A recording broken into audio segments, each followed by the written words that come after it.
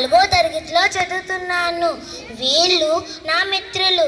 తన పేరు సాత్విక్, తన పేరు కార్తికేయ, ఇంకా తన పేరు హిమవర్షిణి. ఈరోజు మేమందరం ఒక పాట పాడబోతున్నాము. ఆ పాట పేరు తేనెల తేటల మాటలతో. తేనెల తేటల మాటలతో మన దేశమాతనే కొలిచెదమా.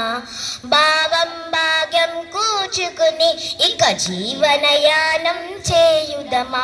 ఇక జీవనయానం చేయుదమా. సాగర మేఘల చుట్టుకుని సురగంగ చీరగా మలుచుకుని గీతాగానం పాడుకుని మన దేవికి ఇవ్వాలి హారతులు. మన దేవికి ఇవ్వాలి హారతులు.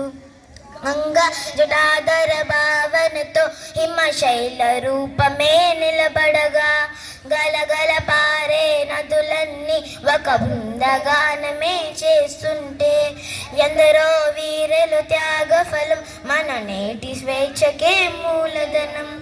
వాళ్ళందరినీ తలుచుకొని మన మానస వీధిని నిలుపుకొని మన మానస వీధిని నిలుపుకొని గీతాగానం పాడుకొని మన దేవికి ఇవ్వాలి హారతులు.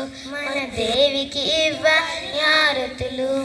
తేనెల తేటల మాటలతో మన దేశమాతని కొలిచెదమా. భావం భాగ్యం కూర్చుకుని ఇక జీవనయానం చేయుదమా. ఇక జీవనయానం చేయుదమా.